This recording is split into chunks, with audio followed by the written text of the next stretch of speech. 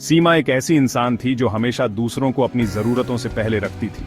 उसकी प्यारी सी मुस्कान और मददगार स्वभाव ने उसे दोस्तों और परिवार में सबसे पसंदीदा बना दिया था। सब जानते थे कि वो सीमा पर भरोसा कर सकते हैं। वो उनकी खुशी के लिए कुछ भी कर गुजरती, अपनी जरूरतों और ख्वाहिशों को पीछे छोड़ते हुए। सीमा मानती थी कि उसकी खुशी दूसरों की खुशी में है। सालों इसी तरह बीत गए। सीमा काम में बहुत अच्छी थी, हमेशा अपने कॉलीग्स के लिए एक्स्ट्रा एफर्ट करने को तैयार। घर पे वो बिना थके अपने परिवार का ध्यान रखती, उनकी सुख सुविधा सबसे जरूरी। फिर भी उसके मन के एक छोटे से कोने में एक खालीपन सा महसूस होता था, एक कमी जो उसके सेल्फलेस कामों से नहीं भर पा रही थी। सीमा ने अपने रिश्तों में एक पैटर्न नोटिस करना शुरू किया। वो जितना देती उतना ही उससे एक्सपेक्टेड होता। लोग उसकी काइंडनेस को ग्रांटेड लेने लगे थे, अक्सर उसकी जरूरतों को अनदेखा करते हुए और उसकी फीलिंग्स को डिसमिस करते हुए। सीमा हमेशा शांति बनाए रखना चाहती, इन बातों को नजरअंदाज कर देती, अपने असली इमोशंस को अंदर ही दबा लेती। लगातार सबको खुश रखने की जरूरत ने सीमा को थका हुआ और अनअप्रिशिएटेड महसूस करवाया। दुनिया को दिखाया जाने वाला खुश चेहरा उसके अंदर बढ़ते रिजेंटमेंट और लोनलीनेस को छुपा रहा था। वो अपनी ख्वाहिशों से दूर हो गई थी, उसके अपने सपने दूसरों के लिए पीछे छूट गए थे। सीमा सेल्फलेसनेस के समुंदर में खो गई थी, उसकी अपनी पहचान धीरे धीरे खोती जा रही थी। एक शाम जब सीमा अपने कमरे में अकेली बैठी थी तो उसे गहरा दुख हुआ। वो फिजिकली और इमोशनली बहुत टायर्ड थी। आंखों में आंसू आ गए, उसकी नजर धुंधली हो गई। उस वल्नरेबल मोमेंट में उसे एक एहसास हुआ, उसने सालों दूसरों को इंपॉर्टेंस दी, लेकिन खुद के बारे में क्या? ये थॉट एक छोटी सी चिंगारी की तरह उसके अंदर एक आग लगा दी। सेल्फ लव और रिस्पेक्ट की चाहत उसके दिल में जागी। सीमा को एहसास हुआ कि वो उतनी ही काइंडनेस और कंसिडरेशन डिजर्व करती है जितनी वो दूसरों को देती है। ये रियलाइजेशन हालांकि डॉन्टिंग था, उसे एक नए डिटर्मिनेशन से भर दिया। उसने सेल्फ डिस्कवरी का सफर शुरू करने का फैसला किया, उस खोई हुई औरत को फिर से ढूंढने का और अपने असली सेल्फ को अपनाने का। आगे का रास्ता अनजान और चैलेंजिंग था, लेकिन सीमा अपनी खुशी ढूंढने के लिए डिटरमिन्ड थी। उसने अपनी लॉन्ग इग्नोर्ड जरूरतों और ख्वाहिशों पर ध्यान देना शुरू किया। छोटी छोटी चीजें जैसे नेचर में वॉक करना, किताब पढ़ना या चुपचाप एक कप चाय एंजॉय करना उसे अनएक्सपेक्टेड खुशी देती थी। सीमा ने बाउंड्रीज सेट करना शुरू किया, पोलाइटली उन रिक्वेस्ट्स को डिक्लाइन करती जो उसे ओवरवेलमिंग लगती थी।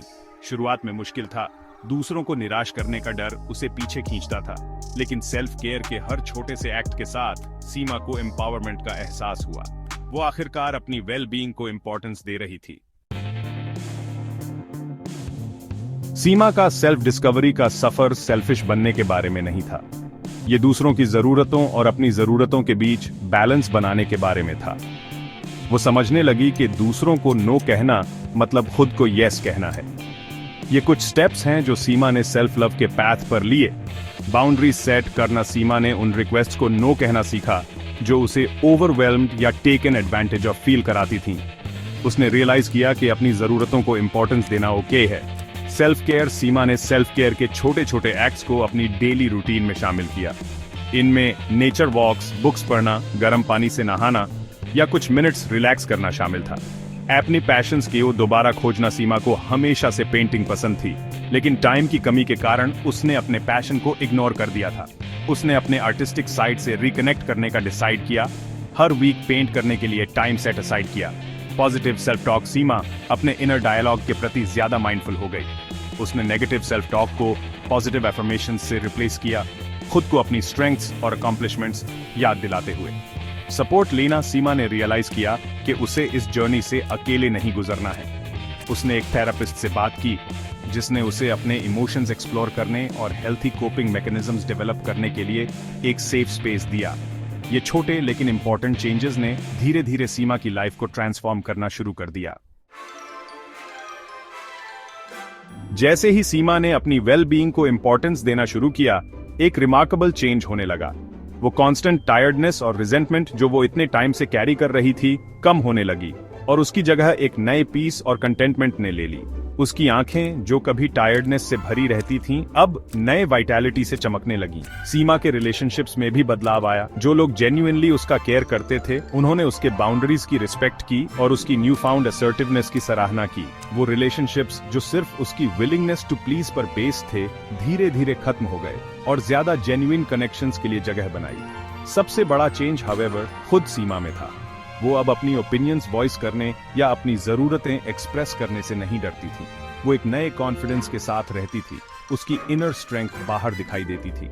सीमा ने आखिरकार समझ लिया कि ट्रू हैप्पीनेस दूसरों से वैलिडेशन मांगने से नहीं, बल्कि खुद से प्यार और रिस्पेक्ट करने से मिलती है। सीमा का जर्नी एक पावरफुल रिमाइंडर है कि सेल्फ लव सेल्फिश नहीं है, बल्कि एक फुलफिलिंग लाइफ के लिए एक इम्पोर्टेंट इंग्रेडिएंट है।